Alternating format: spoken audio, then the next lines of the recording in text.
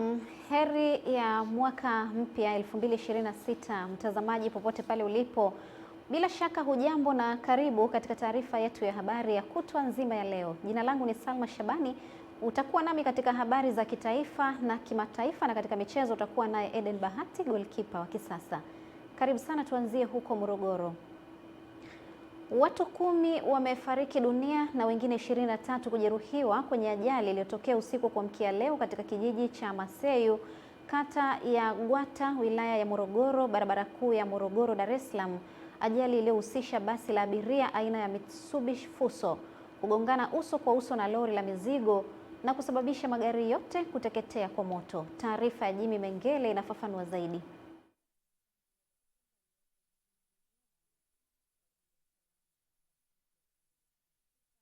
Akiongea na waandishi wa habari na kuthibitisha kwa ajali hiyo, kaimu mganga mfawidhi hospitali ya rufaa mkoa wa Morogoro amekiri kupokea miili ya watu 9 na majeruhi 23. Tulipokea majeruhi 23 ambao walikuja kwa awamu mbili. Awamu ya kwanza walikuja majeruhi 18, awamu ya pili wakaja majeruhi 5, hivyo kuweka idadi ya 23.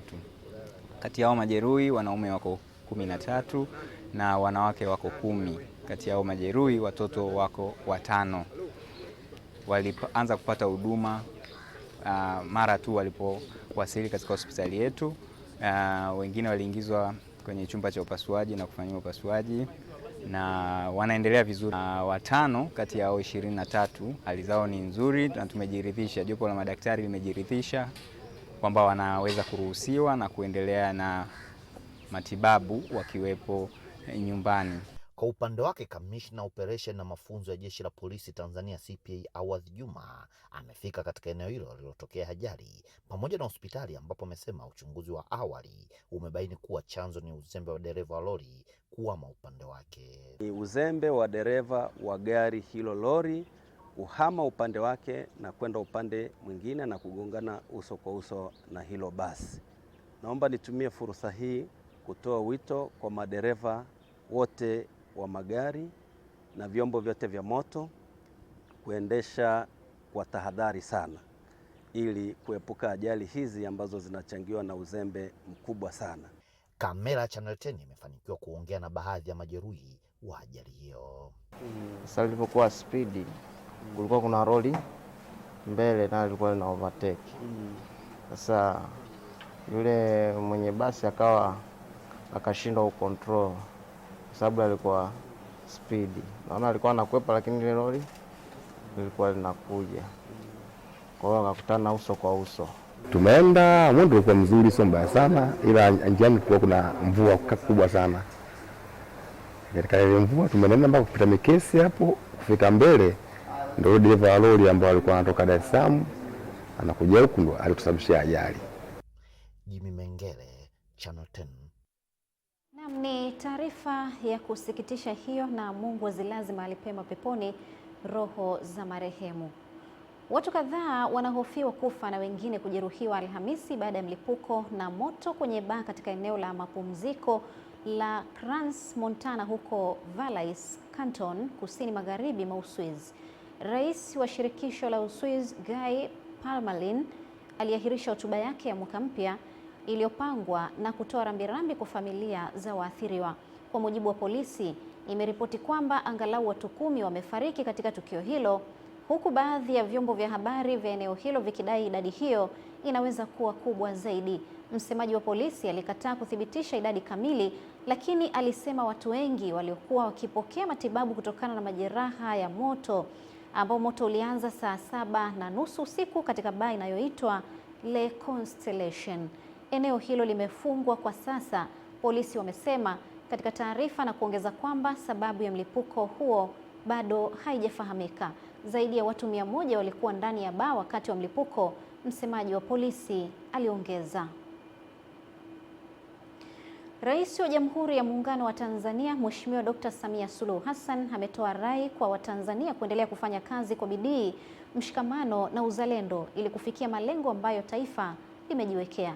Katika hotuba yake kwa taifa iliyolenga kuaga mwaka 2025 na kukaribisha mwaka 2026, Mheshimiwa Dr. Samia amekumbusha nyakati ngumu ambazo Tanzania ilipitia, lakini kwa uimara mkubwa imedhihirishia ulimwengu namna inavyoweza kushughulikia changamoto zake yenyewe. Hata hivyo, amesema naamini mwaka 2026 utaendelea kuwa na mafanikio, kwani serikali imechukua hatua madhubuti za kimkakati kuweka mazingira rafiki ya kisera, kisheria na kiutendaji ili kuongeza fursa za kibiashara, uwekezaji na nyingine za kiuchumi, kijamii, kisiasa kwa Watanzania wote. Nitoe rai kwenu ndugu zangu wa Tanzania kwamba tunapoendelea kulijenga taifa letu, tusikubali tofauti za kiitikadi au kimtazamo zitugawe na kutupotezea malengo yetu ya maendeleo na ustawi wa taifa letu. Sote tunafahamu kuwa tofauti ni sehemu ya demokrasia, lakini zisitumike kuligawa taifa la Tanzania. Narudia kusema kuwa Jamhuri ya Muungano wa Tanzania ni moja tu.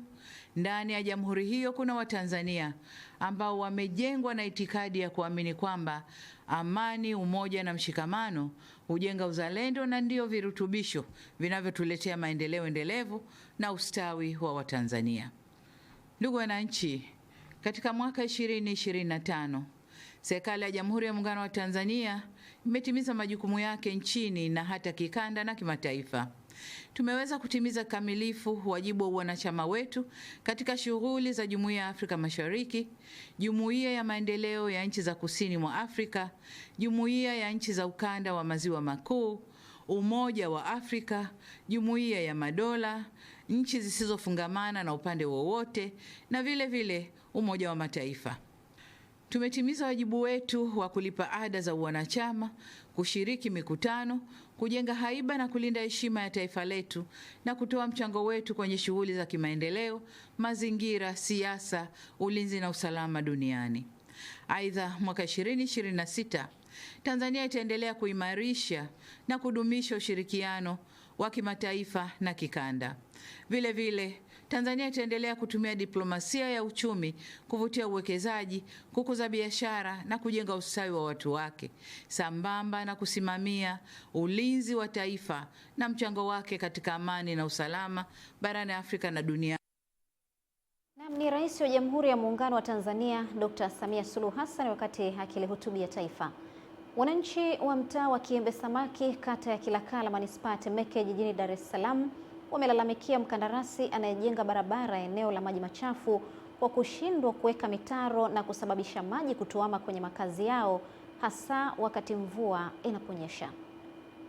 Wakizungumza jijini Dar es Salaam, wakazi hao wamesema wanahofia usalama wao kutokana na maji kuingia kwenye makazi yao, huku wakiomba serikali kuingilia kati ili kuwaondolea athari wanazozipata.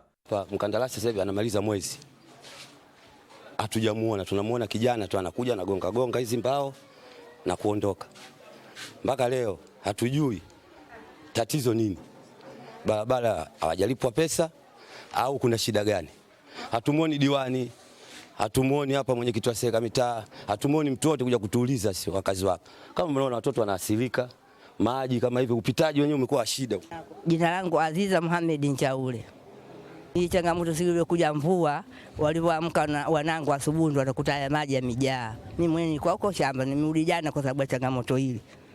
Hapa pakavu, hata walipojenga hapa pakavu. Mimi maji yamenizunguka nyuma kote kuna maji. Sasa hapa kupita ndio chooni nimeweka mawe. Changamoto tulikuwa nayo hapa, maji yanatoka kwanza ujenzi huu wa barabara. Maji yanatuama, maji yanaingia katika majumba ya watu. Kama nilivyokwenda pale, maji yashaanza kupiga hodi katika majumba ya watu. Lakini zamani kabla hajafanya mradi huu, maji yalikuwa yanapita, hana tabu yote. Kwa hiyo tulikuwa tunaomba serikali itusaidie kurekebisha hii barabara, pawepo na mtaro wa kupeleka maji huko yanakoenda mvua inaponyesha. Kwa sababu hii ni mvua kidogo tu ilionyesha hapa. Je, itakapokuja mvua kubwa, naona kutakuwa na mafuriko hapa. Akizungumza kwa njia ya simu, diwani wa kata ya Kilakala Eric Mgawa amekiri kufahamu mradi huo na kero wanazozipata wananchi hao na kueleza kuwa tayari amemwelekeza mkandarasi huyo kunusuru makazi ya wananchi hao. Tatizo si barabara. Tatizo ni kuna mtaro ambao unaonekana umezibwa. Ona, mimi nikaambia kwa sababu wataalamu wanaenda kukagua, basi atusaidie kujua sababu za kitaalamu. Huu mtaro uliokuwepo umezibia wapi? Chanzo ni nini na ni wapi? Ili kama kuna mwananchi ndiye anayesababisha wananchi wengine waweze kupata hiyo adha, basi tudili na huyo mwananchi watusaidie wao kitaaluma. Kwa sasa majibu baada ya hapo, hayo mimi ndo majibu yangu. Eden Bahati. Mataifa mbalimbali duniani yanaendelea kukaribisha mwaka mpya 2026 kwa kutofautiana muda katika baadhi ya maeneo ya dunia, huku mataifa ya Pasifiki yakiongoza kuingia mwaka 2026 kabla ya sehemu nyingine duniani. Mamilioni ya watu wameshuhudia fataki, sherehe za kitamaduni na mikusanyiko ya kifamilia kuashiria mwanzo wa mwaka mpya 2026. Jiji la Sydney nchini Australia lilikuwa miongoni mwa maeneo ya kwanza yenye watu wengi kukaribisha mwaka mpya kwa onyesho kubwa la fataki lililopamba anga la bandari ya Sydney. Sherehe hizo pia zikafuatwa katika mataifa jirani ya Pasifiki ikiwemo Fiji, Tonga na Samoa, ambapo wakazi walikusanyika kwa sala, ngoma za kitamaduni na fataki ndogo ndogo. Mataifa mbalimbali yakafuata kama vile China, Singapore, Ufilipino, Japan na Korea Kusini, ambako kulifanyika hafla za kupiga kwa kengele katika miji ya Tokyo na Seoul. Kadri saa zilivyoendelea kusogea, mataifa mengine duniani yaliendelea kupokea mwaka mpya, ikiwemo mataifa ya Afrika, Ulaya na hatimaye Amerika yanapokea mwaka mpya kwa kuchelewa kidogo. Mkuu wa mkoa wa Tanga, Balozi Dr. Batilda Buriani amewaongoza wananchi wa mkoa huo kwenye tamasha la utamaduni lililobeba ujumbe usemao amani, umoja na ukaribu vituongoze kufanya kazi kwa bidii. Taarifa ya Raya Kipingu inafafanua zaidi. Tukiamua siku tunatoka bila ukaya, basi wakina mama wote wataka tunatoka. Tamasha hilo limefanyika katika viwanja vya Uhuru Paki, ikiwa ni shamra za kupokea mwaka 2026 kwa shindano la mapishi ya vyakula vya asili. Sisi tunaambiwa Tanga watu wa mapenzi ndipo walipozaliwa. Ni kweli, lakini mapenzi ni nini? Ni ukarimu uliopitiliza. Na ndio maana tumekubaliana na tumesajili maadhimisho na tamasha kama hili mwezi wa pili, tunaita tamasha la ukarimu Tanga. Wakati wenzetu wanasherehekea Valentine, sisi tutakuwa na tamasha la ukarimu Tanga. Na hapa zikaelezwa jitihada za kuendeleza amani iliyopo. Tukushukuru sana kwa mahusiano yako wewe pamoja na wananchi wako wa Tanga, lakini mahusiano yako wewe pamoja na vyombo vya usalama ikatufanya Tanga tukawa imara, tukawa madhubuti, tukawa salama salmi. Tumpongeze sana Dr. Samia Suluhu Hassan kwa kutuletea jembe, mama mwenye huruma, mama msikivu, mama mwenye upendo, mama mwenye busara, mama mwenye hekima, ambaye kwa kweli anaendana sana na sisi watu wa Tanga. Mungu mjalie mama yetu Samia Suluhu Hassan awe jemedari na ashike nchi yetu kama alivyoishika na azidi kwa kuendelea zaidi ya zaidi. Kwa baraka za mtume wetu Muhammad sallallahu alaihi wasallam. Amin. Kutoka Tanga, Raya Kipingu, Channel 10. Unaendelea kuangalia taarifa ya habari kutoka hapa Channel 10 Plus mtazamaji, na sasa tuangazie taarifa nyingine ambapo takribani watu 24 wameuawa na wengine zaidi ya 50 kujeruhiwa baada ya ndege tatu zisizo na rubani za Ukraine kugonga mgahawa mmoja na hoteli huko Kherson. Mkuu wa mkoa wa Kherson, Vladimir Saldo, katika chapisho lake kwenye Telegram amesema shambulio hilo lilitokea wakati raia walikuwa wakikusanyika kusherehekea mwaka mpya. Katika shambulio hilo watu wengi walichomwa wakiwa hai, ambapo ndege moja isiyo na rubani ilikuwa na mchanganyiko wa moto ambao ulisababisha moto mkubwa katika eneo la tukio. Madaktari kwa sasa wanapambana kuokoa maisha ya waliojeruhiwa, akisema na kuongeza kwamba mamlaka ya mkoa itatoa msaada wote muhimu kwa waathiriwa na familia za waliouawa. Mvua zinazoendelea kunyesha wilayani Handeni mkoani Tanga zimeendelea kusababisha athari kwa wananchi wilayani humo baada ya idadi ya nyumba zilizoezuliwa na mvua hiyo inayoambatana na upepo mkali kuongezeka siku hadi siku, huku mtu mmoja aliyefahamika kwa jina la Idi Hossein mwenye umri wa miaka 21 akifariki dunia baada ya kuzama kwenye bwawa la maji. Taarifa ya Ernest Mbezi kutoka Handeni inafafanua.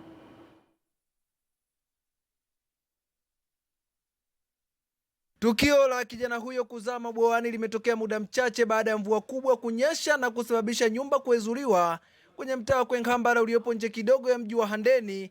Na hapa moja kati ya shuhuda aliyekuwa na marehemu kwenye eneo la tukio wakati ulipotembelea bwawa hilo kwa lengo la kupiga picha anaeleza. Mwenzetu mmoja ambaye ndo alikuwa dereva alozama akatuambia je, mtupiteni na huku tuje na huku tushangae. Tukaja mpaka huku, tukafika huku, tukaacha pikipiki yetu hapo juu. Kuja mpaka hapa mwenzetu akasema ngoja ninawe kwanza, akatugea vitu vyake, simu na viatu vyake. Sasa mwenzetu tukaja mpaka hapa, tukaingia pale tunanaana hapo tunashangaa maji. Ghafla mwenzetu akasema mbona maji mazuri yanavutia na ya moto, inakuwaje mvua yenyesha afu maji hayo ya moto?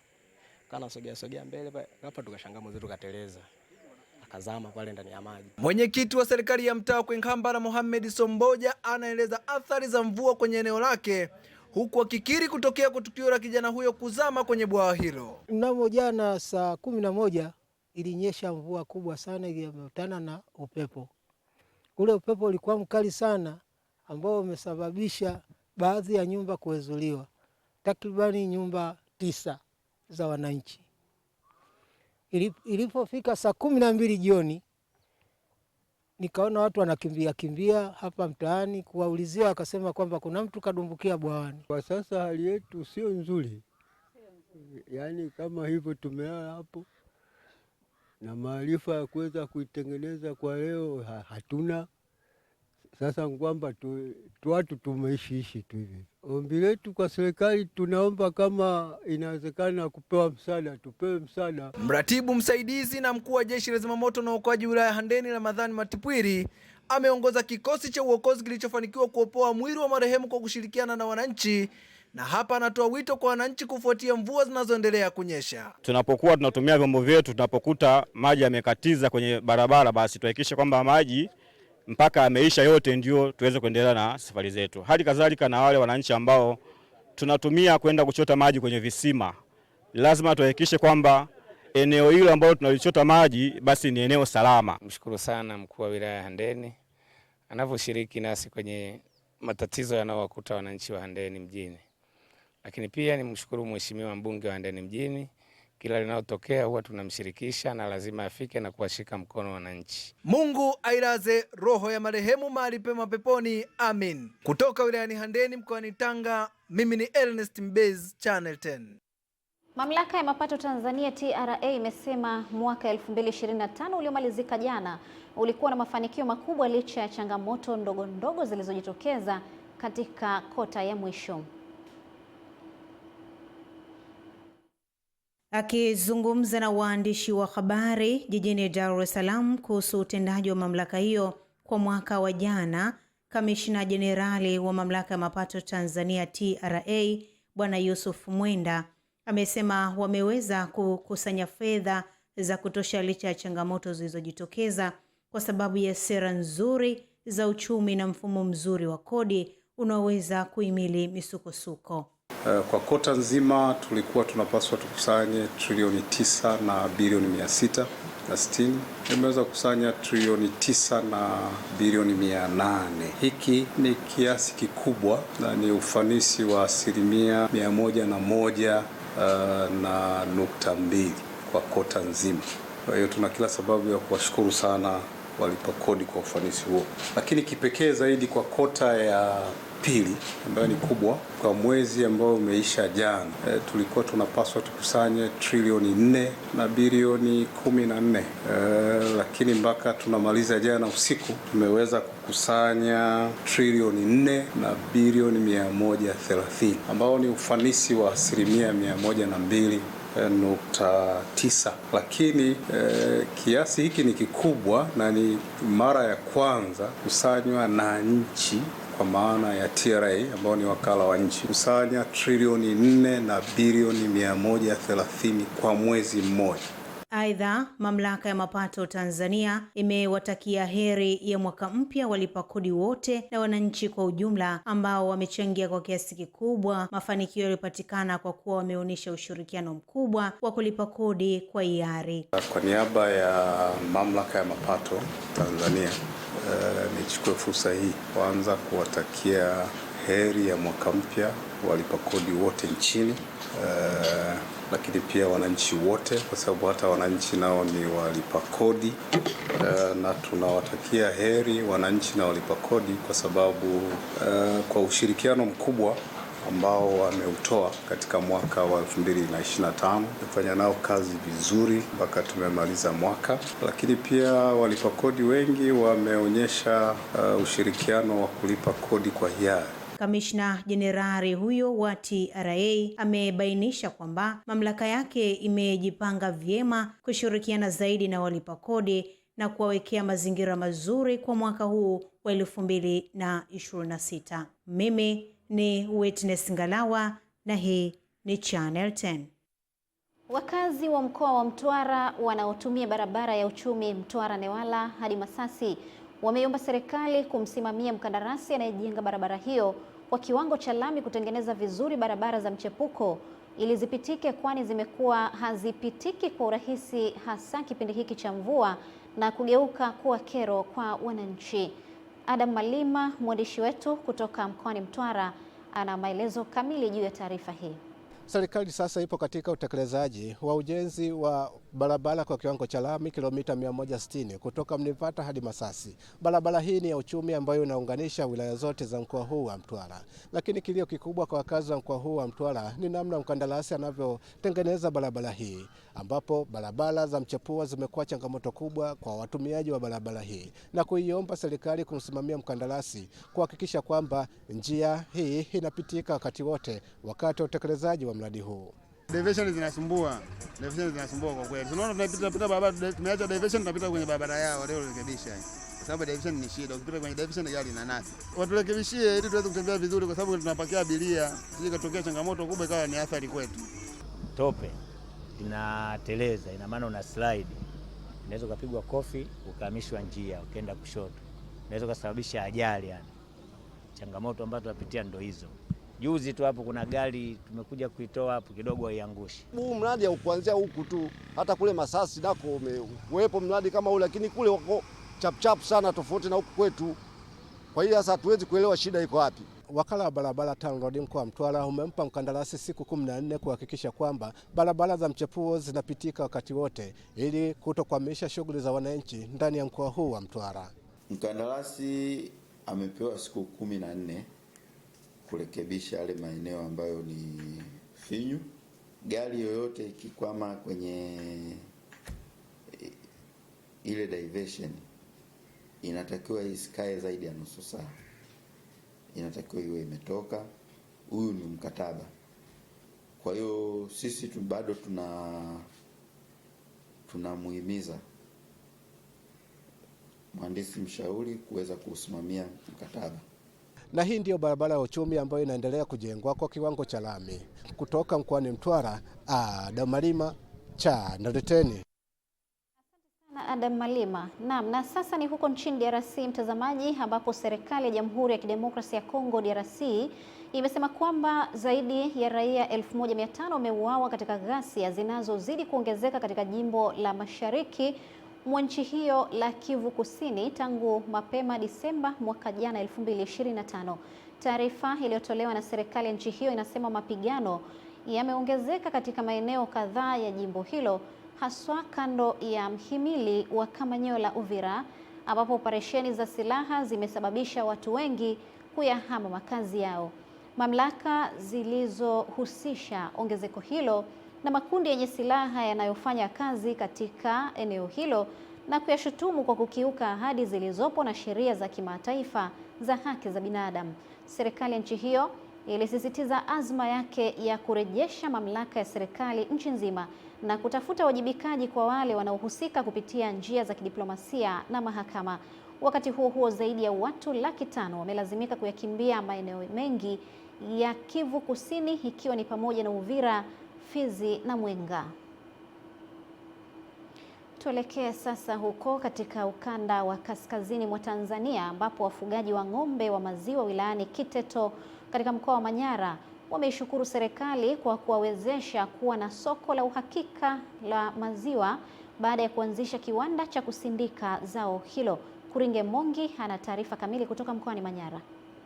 Wakizungumza na Channel 10 kiwandani hapo, wafugaji hao ambao wameunganishwa na ushirika wa Kiteto Dairy Cooperative yaani KDC wamekiri kuwa kupitia kiwanda hicho umasikini kwa sasa umewatoka.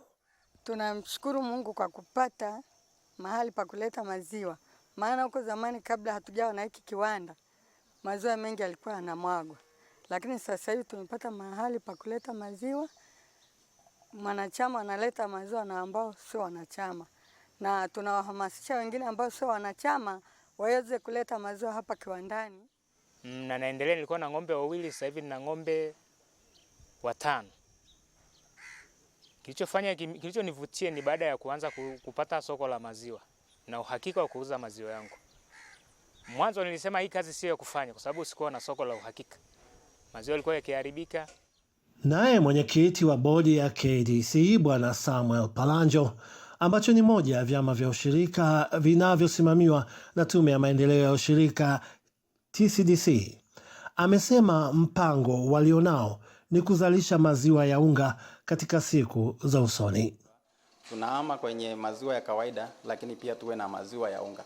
Na ni kama nilivyosema kwamba tunahitaji mtaji utakaotuwezesha kupata vifaa, lakini pia itakayotuwezesha kuhakikisha kwamba tunapata wataalamu watakaotusaidia. Nikiangalia nchi kama Kenya wana maziwa ya unga, na hata Tanzania naamini ya kwamba kuna viwanda ambavyo wana maziwa ya unga, na sisi tunatamani tufike huko walikofika.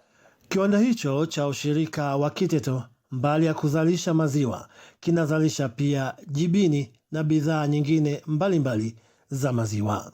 Ni Kuringa Mongi, Channel 10. Nchini Ujerumani wamethibitisha kuwa wezi walitumia kipindi cha Christmas tulivu kuvunja benki ya Ujerumani na kutoroka na pesa zenye thamani ya euro milioni 10 na vitu vya thamani kutoka kwenye masanduku ya amana ya wateja. Taarifa ya polisi inasema kwamba wahalifu walitoboa ukuta mzito wa zege katika tawi la benki ya Sparkes katika mji wa magharibi wa Gelsenkirchen na kisha kuvunja masanduku 1000 kadhaa ya amana na kuiba kiasi kinachokadiriwa kuwa ni mamilioni ya euro. Hayo yanajiri wakati maduka na benki nyingi nchini Ujerumani ufugaji wakati wa Christmas kuanzia jioni ya Disemba 24, na polisi waligundua shimo hilo baada ya kengele ya moto kulia. Wateja wengi wenye hasira walikusanyika mbele ya benki hiyo siku ya Jumanne huku wakipaza sauti ya kutaka kurejeshewa vitu vyao. Naam, tunaweka nukta sasa katika habari za kitaifa na kimataifa. Mtazamaji, baada ya mapumziko mafupi, Eden Bahati goalkeeper wa kisasa atakuja hapa na yaliyojiri viwanjani. Jina langu ni Salma Shabani, endelea kusalia nasi.